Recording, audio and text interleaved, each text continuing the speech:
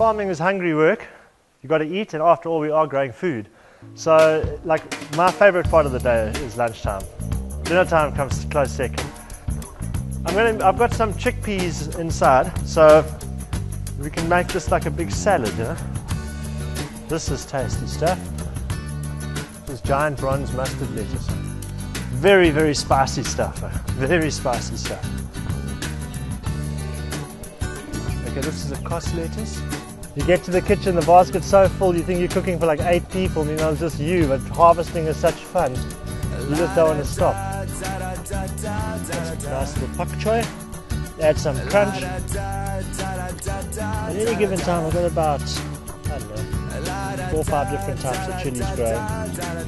So you can take whatever your mood is. Okay, in aisle H of the supermarket, we get the herbs. Some parsley. And also, you know, you get much braver in your cooking when you've got just an abundance of produce, you know. People, like, you go and buy a packet of herbs, it costs like, I don't know, 8 Rand or 7 Rand or 6 Rand. You get a few little dodgy dried rocket leaves in there, or even worse, you buy a bottle of herbs and it's all been irradiated and just doesn't taste the same as this stuff, you know, for some reason. I think that's pretty much lunch, I don't know, can you eat more than that? Bucket of lunch. Gotta love it. Okay, we're laying out our harvest basically, okay, so I like to see what I got. Giant bronze mustard lettuce. Let me just get everything out the bucket here.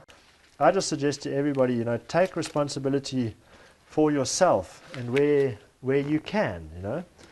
If you can't, you know, you're not going to change the government overnight. Governments change over centuries or decades, you know. You're not going to change, you're not going to get this huge, dramatic, massive, big change all of a sudden. It's a gradual thing. So if you want to know, you know, like some people feel like they can't make a difference, you know, either they're trapped in your life or whatever your reason is. If it comes to that, you can do nothing other than support the people that are doing something. There's no such thing as not being able to make a difference. Differences are made when individuals make choices. And that's about it.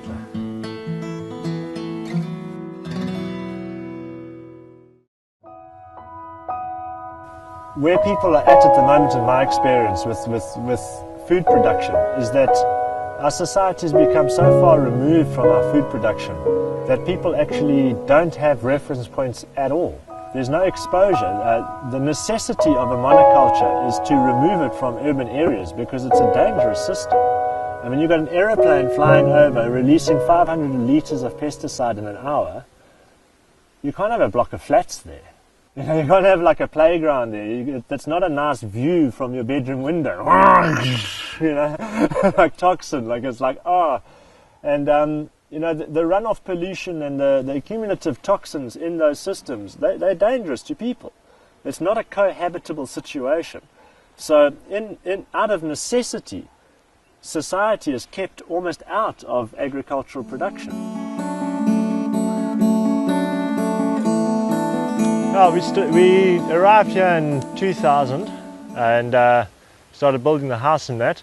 And we had bought it from Mr. McGregor, who was farming on this piece of land for, sure, upwards of 20 years. He actually planted all the R.A.W trees, like these ones that we're standing underneath now.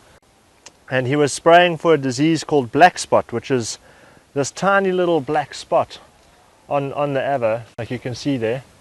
That tiny little spot, it's a skin blemish. It's got absolutely no bearing on the fruit whatsoever. He was spraying a lot of chemicals every season for black spot and developed like quite a serious lung condition and had to, for health reasons, stop. You know, they were getting sick. They were developing like asthmatic symptoms, and his whole family was suffering every time he was spraying. And the house was in the middle of the orchard, and he thought, no, well, you know, he can't carry on poisoning his whole family for the sake of a black spot, you know. So he stopped, and now, yeah, we've got beautiful organic R.A.Ws with black spot. And we don't export them, but they fetch great price in the local market, and as I say, it doesn't affect the quality of the fruit at all.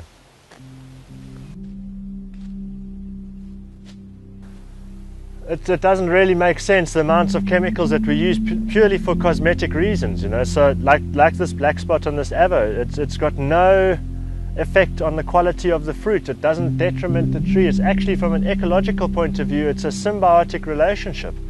It's, if anything, it's adding to the diversity of the ecology here. And for that aesthetic blemish, it would be, you know, in the avo industry over the country, hundreds and thousands of liters of powerful herbicides being sprayed all over that fruit so that skin can look good. I mean, like, is that the price we're willing to pay? Give up all our ecology and poison our rivers and you know, all of that type of thing, so that we don't have a black spot on our avo skin. I mean, you know, it's like, I think it's time to get real, you know.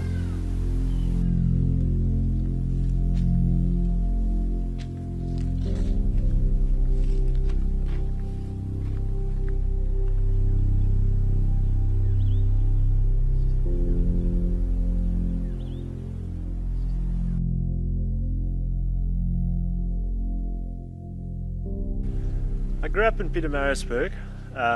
We were quite fortunate to be quite relatively close. Like we were quite close to a little nature reserve called Ferncliffe Nature Reserve, and wattle plantations and pine plantations.